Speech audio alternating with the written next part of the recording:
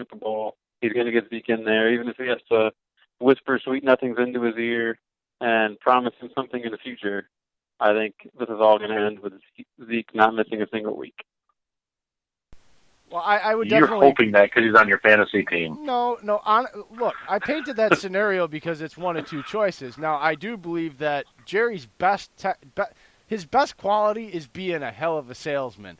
And right now, with the way Jerry's looking at it, he's not going to pay Ezekiel Elliott. But can he get Ezekiel in a room and convince him, like Dillon was just saying, whisper some sweet nothings and get him tricked into playing for another year or two? Bills? Yeah, exactly. Tricking him into playing for another year or two and being happy, and then figuring by then they can already have a plan in place to move on from him. Because that's the problem Jerry's in right now. No matter what he does, he's not going to get an equivalency back, no matter whether it's picks or not. He's going to be a year out from being able to replace whatever, that kind of talent. So, Dillon just made a good point. Jerry's the type of guy where he's sneaky used car salesman like. He's going to convince him to stay, and then next year they'll draft the back high, and then they'll be trying to get rid of Zeke before they need to pay him and he becomes a problem. That was a hell of a good thought there, Dillon. Oh, yeah, Jerry's a hell of a salesman. I have no problem with that. But sorry for interrupting. Sorry about that, buddy. But Stephen Jones, whatever. Stephen Jones, to me, is the better GM, and we know that. We've agreed on that. He needs to take over because if Jerry, I don't know, if Jerry keeps messing around with this player management shit, it's going to drive a force between players, between something on this team that's actually looking special because the defense looks like it's solid. And with these three pieces of Dak, Zeke, and Cooper, plus having Witten back, I mean, I don't know. I really think that if he just keeps doing what he does, I think it's going to hurt more than help. I've watched Jerry implode ever since those 3 Super Bowl victories, over and over and over again. All right, now instead of next time, Dave, instead of apologizing and then continuing to step on poor Dillon, how about you let him talk? I heard him say thank you. I apologize to him. Well, and I know we're spending a lot of time on the Cowboys, but it is important because he's a top-rated fantasy back. What's interesting to me is I think the Cowboys, it's hard to replace Zeke. He's a top back in the league, but I think they could go out and easily get the same type of player in Tyrod Taylor that they have in Dak, but it's just complicated because Dak is not only respected in that locker room, but from what I understand, he's great in the community, and you love to have guys like that on the team. So even if you I'm getting blisters, the Saints put on injured reserve, so now I will not have a 2019 season with hearing the name Fat Rob. I am highly upset with that. I know. I love that nickname. It's the best. Should have that been like breaking news or something? Well, a real quick snippet. It happened the other day. Regarding Redskins, I don't know if it's just to light a fire under Josh Doxson or what, but they've been throwing mud spray towards their rookie receiver, Terry McLaurin, and supposedly Calvin Harmon sitting on the roster bubble. And Harmon. So you're looking at guys like Paul Richardson and McLaurin as possibly the starters, and a very talented Josh Doxson, but just hasn't shown it on the field yet. Did you see all the light that was coming towards Jay Gruden's depth chart that he had to make, where he had to make a depth chart? He listed Colt McCoy number 1, and everyone was trying to dig into it, like, oh, why was Haskins number 1? And Jay Gruden's just like, it's not important, guys. It's just a depth chart I had to make. He goes, my management asked for it. I made one. This is what you get. And so it's not the one I'm going with for week 1, obviously, because I don't want people to know my lineup. So that's all really I'm telling you about it. And everyone's like, oh, no, Dwayne Haskins isn't the QB everyone thought he was. I'm like, every training camp report I read, Haskins is tearing it up. And when Jay Gruden says, hey, I had to do it because I had to do it, I believe him. He's never really shied away from the media. Can I say that this has to be a direct result of Madden being released early this year on Friday? Because everybody's playing QB1 now, and so, they get in these scenarios, and they're like, oh, I'm a backup. I'm never going to get on. Dwayne Haskins can't cut it. Well, people are just bringing too much light into it. In my aspect, it's just like the whole Rogers and LaFleur thing. People want to be like, "Oh my God, they can't do audibles together. Oh my God, Rogers can't do audibles." But yet they both come out on audio and have said every day, "No, guys, they have a really good relationship. It's just bump in the road. Calm down." And everyone just ignores that, but wants to go off the huge negative thing of the whole audibles that was said months ago. But anyways, I am done with my news. That is all for today. Still sad that I can't hear Fat Rob anymore from any NFL announcer. Dylan, I think you have some special news for fantasy. That means it's time for Fantasy Files. To win this year. That guy right there, he's going to help me win. The players are out there. What do you got for us this week, Dylan in Fantasy Files, sir? All right, guys. So I've got a new little segment for you. I hope you like it. I'm sure you both have heard of the television show Last Chance U. Yep, love it. Heard of it, never watched it. How this dare is you? Last Chance U, but instead of a community college, these are NFL players. These are 3 players that I may or may not be willing to give a last chance to. I would love your guys' feedback on each of them as I go through. But to introduce these players, I have a wide receiver, a running back, and a quarterback. I would love to play a little game of Guess Who or Who Am I with you guys to figure these out with me. Somebody's been putting in work this week. Ooh, I'm excited. I know. Now I feel like I've underperformed. All right, Dylan, what you got? Come on, shoot. Let's go.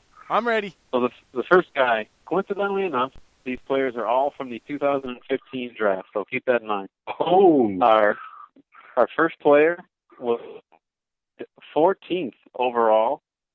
His senior season in college, he missed games, but in only 6 games, he recorded 43 catches, 855 yards, and 5 touchdowns. That's right, in only 6 games. Can you guess who this player is? Jeremy Ross. 2015 draft class. Yep, 14th overall, wide receiver. Jeremy Ross. You mean John Ross? Well, whatever. The It is Bengals not. receiver. I'm going to guess John Ross. It's not Jeremy or John Ross. It is Ooh. Mr. Devontae Parker. Ah, Parker. Mister, I can't stay healthy. I forgot he was a first rounder back in the day. I always think he's a That's second right, yeah. second round guy for some reason. No, man. First round, 14th overall. Was supposed to be a beast. I remember he was getting mocked to the Minnesota Vikings left and right because of his connection with Teddy Bridgewater. Well, that didn't work out. The Louisville connection. That's right, the Louisville connection with old Patino. Who cares? Petrino. Petrino. Devontae Parker has had what you would call a stellar career, guys. Last year, he he had an up and down season. I believe he only played in 13 games. Got a little banged up. The highlight of the year was Week 8 versus Houston, where he had 6 catches for 134 yards. But other than that, his best season was in 2016 when he had 744 yards and only 4 touchdowns. In 2018, before the season, they picked up his 5th-year option. And at the end of this year, for whatever reason, I don't know if it's a new coach or what, but they decided to give him a new 2-year contract. So I want to know what your guys' thoughts are on someone like Devontae Parker. Do you feel like he's the problem? Tannehill, maybe Jarvis Landry, that year with Jay Cutler? What do you think it is? System. I think the system for certain players, all players have a system that fits them the best. Parker is just I just think you're going to find out this year because I think he's played for like 4 different systems since he's gotten drafted. I mean, it's not like they're a stable franchise. And like you said, he's never been stellar.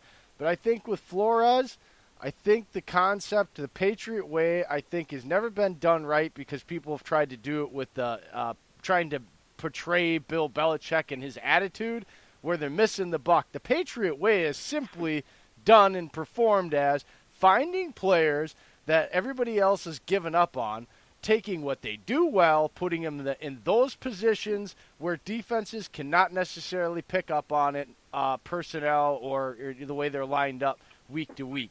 And I think Flores has got the best chance, I think, out of all the guys to probably be successful, unless we see a little bit more from Mike Vrabel, because Vrabel intrigues me down there because he's yet the only guy so far to even beat Belichick off the Belichick tree as far as coaches or players becoming coaches. So I think people there, Parker does intrigue me because he is talented.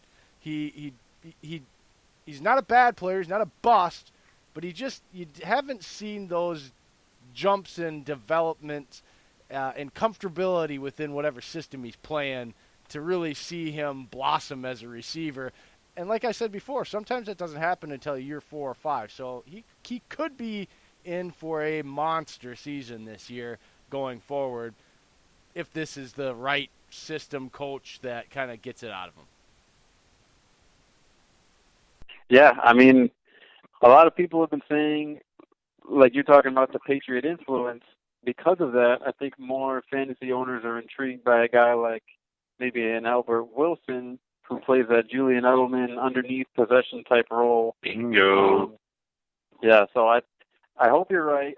I hope, because Devontae, there's no doubt, right? He's got the size, he's got the speed. He's just got to put it together. I mean, 6 games in college to have 855 yards is nuts. So the ability's there.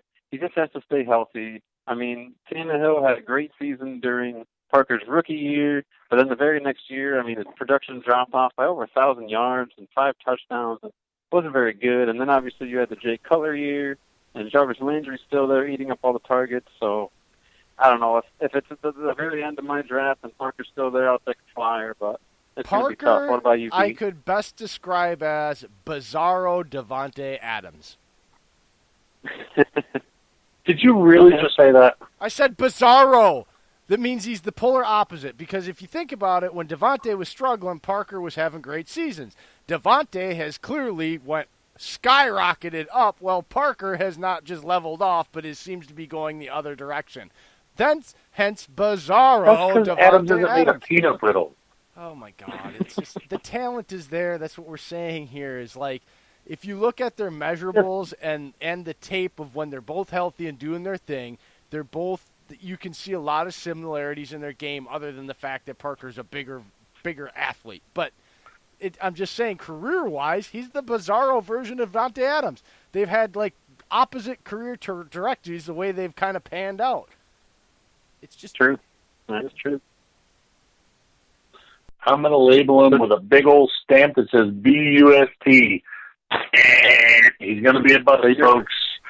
You're avoiding him then completely, no matter where he is. I am throwing that flyer straight in the trash. You got to be careful about doing that with wide receivers in the league. I've been trying to tell you this. Sooner or later, you're going to catch up. Well, what's the NFL today, Jay? What can you do for me now, son? Oh, let's see. Since 2015, he's been injured almost every year. Well, then All Adams right. should be bagging groceries at the frickin' Cops Food Center in Madison, Wisconsin, if that's the way you're going to play it.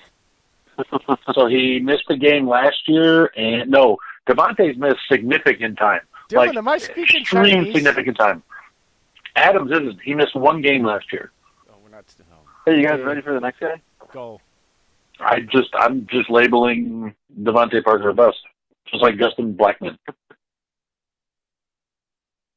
Oh, there's a name.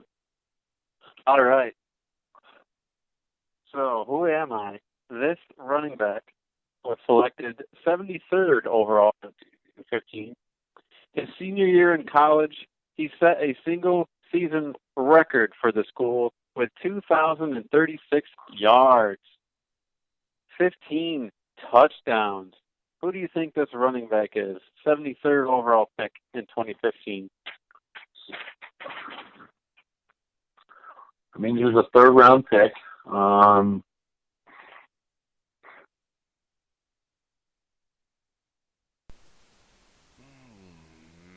Well, I'll give him a hint. Cycling. He went to Indiana.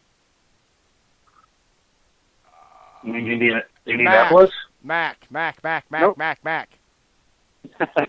No, this guy was an Indiana Hoosier. Oh, Indiana Hoosier. I thought you said meant he went to NFL team. Indianapolis. I'm like, well, come on. That's Yeah. No, this is, do you got it now? I cannot think of anybody that was a damn Hoosier